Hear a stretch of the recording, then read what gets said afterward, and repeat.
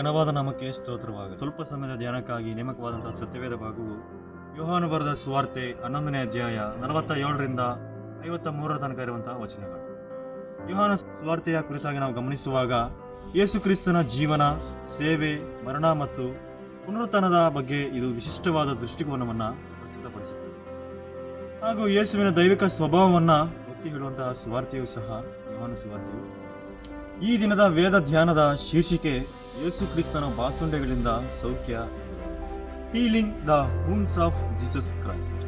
ಯೇಸು ಸ್ವಾಮಿ ಸತ್ತು ಹೋಗಿದ್ದ ಲಾಜರನ್ನು ಎಬ್ಬಿಸಿದ ನಂತರ ಅಲ್ಲಿರುವಂತಹ ಕೆಲವರು ಫರಿಸಾಯರ ಬಳಿಗೆ ಬಂದು ನಡೆದ ಘಟನೆಯನ್ನ ತಿಳಿಸಿದರು. ಸತ್ತು ನಲುಕದಿಲಿಸುವಾಗಿದ್ದ ಲಾಜರನ್ನು ಎಬ್ಬಿಸಿದನು ಹಾಗೂ ಯೇಸುವನ್ನು ಅನೇಕರು ನಂಬಿದರೆಂದು ಫರಿಸಾಯರಿಗೆ ತಿಳಿಸಿದಂತಹ ವಿಷಯವನ್ನು ನಾವು ಫರಿಸಾಯರು ಮಹಾಯಾಜಕರು ಸಭೆಯನ್ನ ಕೂಡುವುದನ್ನ ನಾವು ವಾಕ್ಯ ಭಾಗದಲ್ಲಿ ನೋಡುತ್ತೇವೆ. ಹಾಗೂ ಕಾಯಫನು ದೇವ ಪ್ರೇರಣೆಯಿಂದ ಯೇಸು ಜನರಿಗೋಸ್ಕರ ಸಾಯುವುದಕ್ಕಿದ್ದಾನೆಂದು ಹೇಳುತ್ತಾನೆ ಎಂಬುದನ್ನು ನಾವು 51ನೇ ವಚನದಲ್ಲಿ ಯೇಸು ಸ್ವಾಮಿಯು ನಮ್ಮ ಗಾಯಗಳನ್ನ ತನ್ನ ಬಾಸುಂಡೆಗಳಿಂದ ಸೌಖ್ಯವನ್ನ ಇಡುವಂತವನು ಆಗಿದ್ದಾನೆ. 1 ಪೇತ್ರ 2:24 ವಚನದಲ್ಲಿ ಗಮನಿಸುವಾಗ ಈ ರೀತಿಯಾಗಿ ಬರೆಯಲ್ಪಟ್ಟಿದೆ, ನಾವು ಪಾಪದ ಪಾಲಿಗೆ ಸತ್ತು ನೀತಿವಂತರಾಗಿ ಜೀವಿಸುವಂತೆ ಆತನು ನಮ್ಮ ಪಾಪಗಳನ್ನು ತಾನೇ ತನ್ನ ದೇಹದಲ್ಲಿ ಹೊತ್ತುಕೊಂಡು ಮರಣದ ಕಂಬವನ್ನ ಏರಿದನು. ಆತನ ಬಾಸುಂಡೆಗಳಿಂದ ನಮಗೆ ಗುಣವಾಯಿತು ಎಂಬುದಾಗಿ ನಾವು ನೋಡುತ್ತೇವೆ. ನಮ್ಮಲ್ಲಿ ಯಾವುದೇ ರೀತಿಯಾದ ಕಲ್ಮಶವಿಲ್ಲದೆ ನೀತಿವಂತರಾಗಿ ಜೀವಿಸಲು ಯೇಸು ಕ್ರಿಸ್ತನು ನಮ್ಮಿಂದ ಬಯಸುವಂತವನು ಆಗಿದ್ದಾನೆ. ನಮ್ಮಲ್ಲಿರುವಂತಹ ಗಾಯಗಳ ಅನುಭವಗಳನ್ನು ಆತನೊಟ್ಟಿಗೆ ಹಂಚುವಾಗ ಅಥವಾ ಆತನೊಟ್ಟಿಗೆ ಕೈ ಜೋಡಿಸುವಾಗ ನಮಗೆ ಸಮಾಧಾನ, ಶಾಂತಿ, ನೆಮ್ಮದಿ ಎನ್ನುವಂಥದ್ದು ದೊರಕುತ್ತದೆ.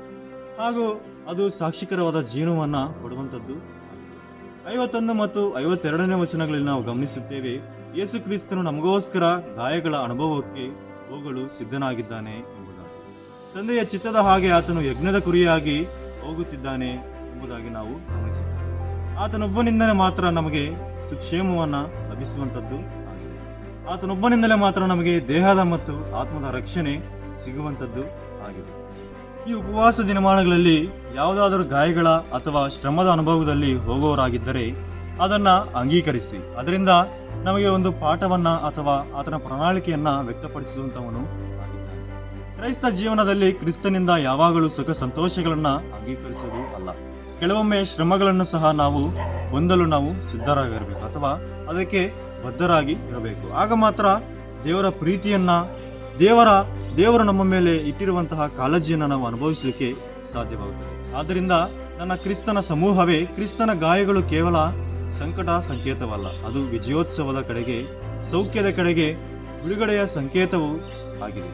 ಯೇಸು ಸ್ವಾಮಿಯ ತ್ಯಾಗವು ನಮಗೆ ಸ್ವತಂತ್ರವನ್ನ ಮತ್ತು ತಂದೆಯಾದ ದೇವರೊಂದಿಗೆ ಹೊಂದಾಣಿಕೆಗೊಳ್ಳಲು ಒಂದು ಮಾರ್ಗವನ್ನ ತೋರುವಂಥದ್ದು ಆಗಿದೆ.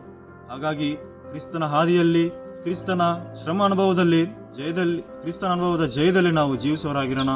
ದೇವರು ನಮ್ಮೆಲ್ಲರನ್ನ ಆಶೀರ್ವದಿಸಲಿ. ಆಮೆನ್.